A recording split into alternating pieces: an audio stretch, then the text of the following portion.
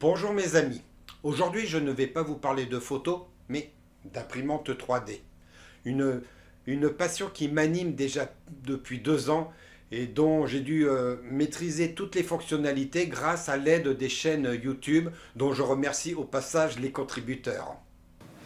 Hier, un ami m'a demandé de réaliser une pièce mécanique pour cette petite pompe. Alors moi, j'y connais rien en mécanique, mais j'ai quand même modélisé la pièce dont il m'a donné les plans, ce qui doit ressembler à ça. Et elle devait s'emboîter sur ce cylindre.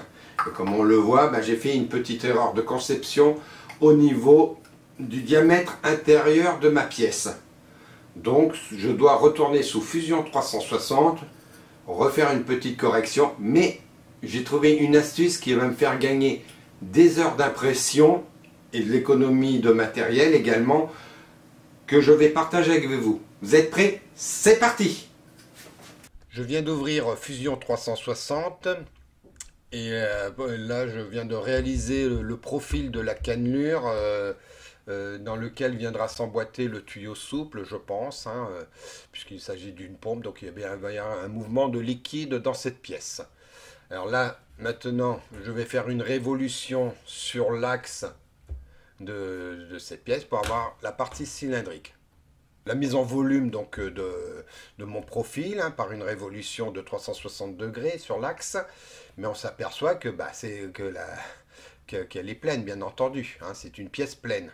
Donc je l'ai vide, je me suis mis sur ce plan, j'ai tracé le cercle de ce diamètre là et je l'ai fait en négatif, ce qui fait que ça m'a creusé la pièce, comme on peut le voir ici.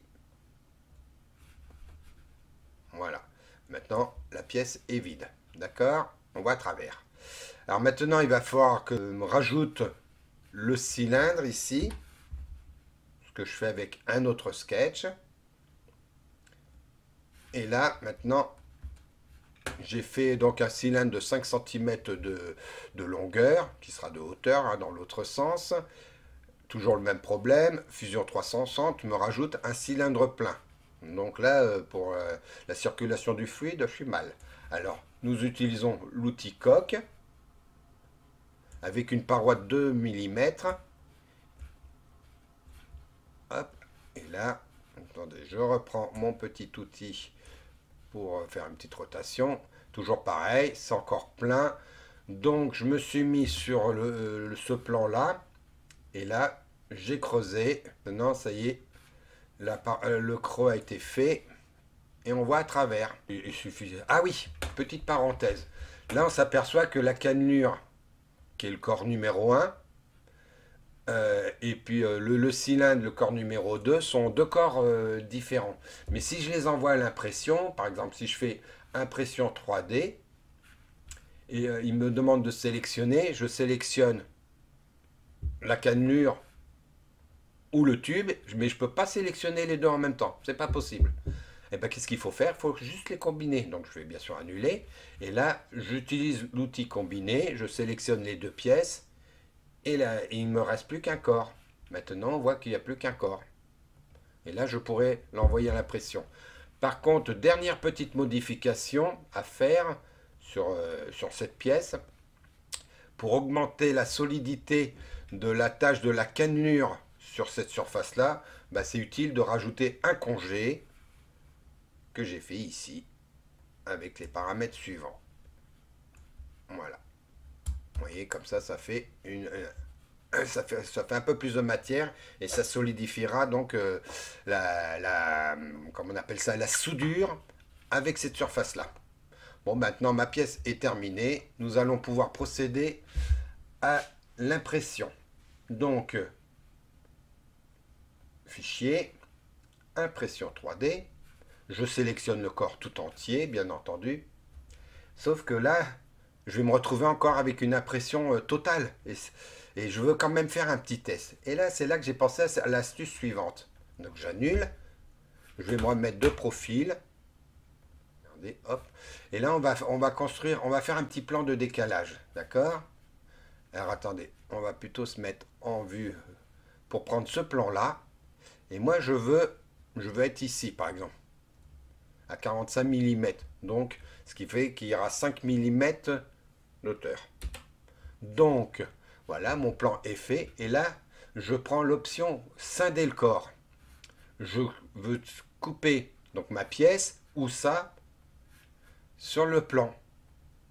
Voilà. Et là, on fait OK. Et maintenant, je me retrouve avec un corps ici et un autre corps là. C'est celui-là que je vais envoyer pour tester si mon diamètre correspond bien avant de tout imprimer la pièce.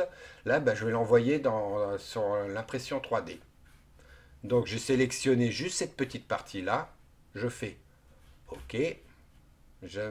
Voilà, j'ai sélectionné. J'avais dû sélectionner le plan sans m'en rendre compte. Il va m'ouvrir Simplify 3D. Comme j'ai deux écrans, il me l'a mis de l'autre côté. Je vous le ramène tout de suite. Hop. Donc là, toujours pareil, hein, avec Simplify 3D, c'est très simple. Modifier, placer la surface ou CTRL L. Je prends une petite arête du bord. Hop. Je vais la déplacer au centre du plateau où là j'ai une adhérence optimum. Voilà, comme ça. Puis, poil. Voilà. Je sélectionne. Alors moi, ma méthode pour réussir mes impressions, c'est que j'ai deux processus. Un premier processus sur les premières couches assez lent, 20 millisecondes, 20 mm secondes, excusez-moi, et puis après du 60 mm secondes. Donc j'ai sélectionné et là je prépare. Il me dit tout sélectionné, d'accord, poum poum, c'est parti. Et là on s'aperçoit qu'en 6 minutes, 6-7 minutes, et il va m'imprimer la pièce. Donc je sauvegarde le, la pièce. Donc on va marquer rondelle test, hein, comme ça. Hop. Rondelle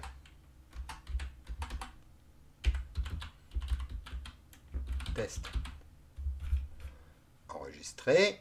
Tout bêtement, ça y est, le G-code est réalisé. Et il ne me reste plus qu'à ouvrir Octoprint et lancer l'impression.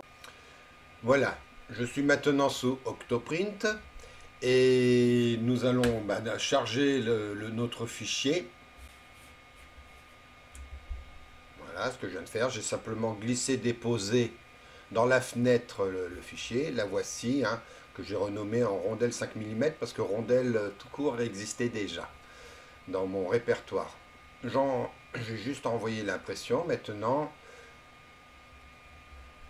Donc là, il me donne bien un temps de 10 minutes hein, finalement. Hein. Enfin, ici, 9 minutes 26. C'est toujours un petit peu différent par rapport à ce que donne Simplify 3D.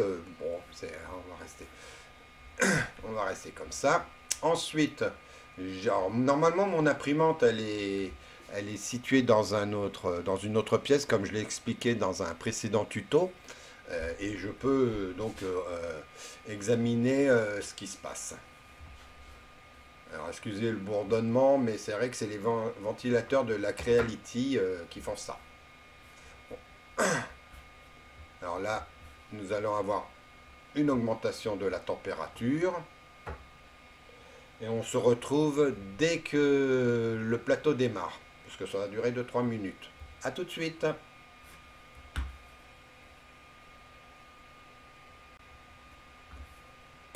Me voici de retour, donc on s'aperçoit que la courbe atteint sa température, c'est-à-dire 195 degrés. Et là,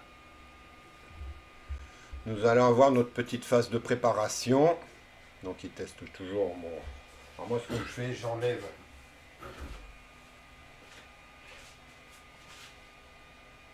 ici toujours ce qui coule, voilà.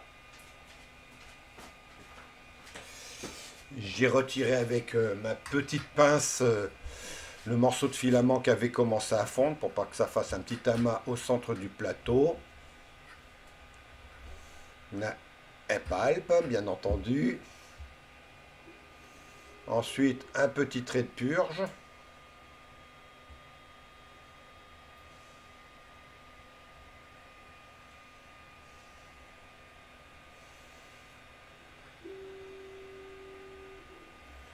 Et là maintenant, elle va faire ces 3 touches de contour. Ça me permet également de bien préparer mon filament pour la pièce qui doit arriver.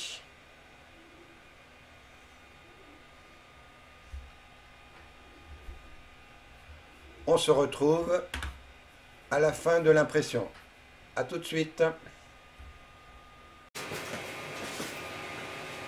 Voilà, la pièce vient d'être imprimée, donc je l'ai décollée sans difficulté. De toute façon, c'est un plateau souple, c'est ça qui est pratique. Je vous le recommande vivement. Je mettrai le lien en description si vous voulez dans la vidéo.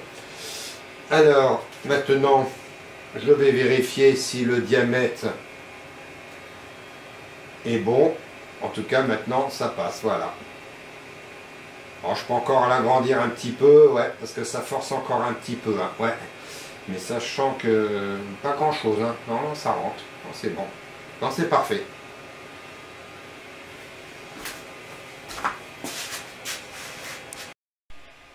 Finalement, comme je suis un petit peu perfectionniste, ben, j'ai réimprimé la pièce en l'agrandissant de quelques dixièmes de millimètre. Et ce coup-ci, là, elle est rentrée pile poil, sans trop forcer, mais en tenant bien sur le cylindre gris que vous voyez sur la photo. Dans ce moment, je suis en train d'imprimer donc la pièce avec les nouvelles cotes. Le diamètre intérieur est de 37,5 mm, alors qu'initialement, avec le pied à coulisse, ben, j'avais pris une mesure de 36,7 mm. On voit bien qu'il y a une tolérance quand vous devriez faire des pièces avec donc votre imprimante 3D. Il y a toujours, faut toujours retirer ou rajouter aux cotes initiales. D'où l'intérêt de faire des pièces test avant de faire la pièce complète définitive pour un ajustement précis. Là, ce qu'on peut voir, donc ben, le temps donné est de 1 minute 40, alors que sous Simplify 3D, c'était plutôt autour de 1 minute, 1h30. Et il reste encore 40 minutes. On se retrouvera à la fin et je vous offrirai en prime le petit timelapse généré par Octoprint. Voilà, ça fait déjà 1h40 que l'imprimante a travaillé et elle m'a sorti donc cette pièce. Alors bien sûr, il y avait un support à l'intérieur qu'il a fallu que je retire avec une pince. Et une opération un petit peu physique, hein, mais ça s'enlève parfaitement. Et comme on peut le constater ici, l'évidage est parfait. Maintenant, nous allons prendre en direct la pièce que m'avait confiée mon ami pour vérifier l'emboîtement. Et là, je m'aperçois que ça force un petit peu, donc les cotes sont bonnes.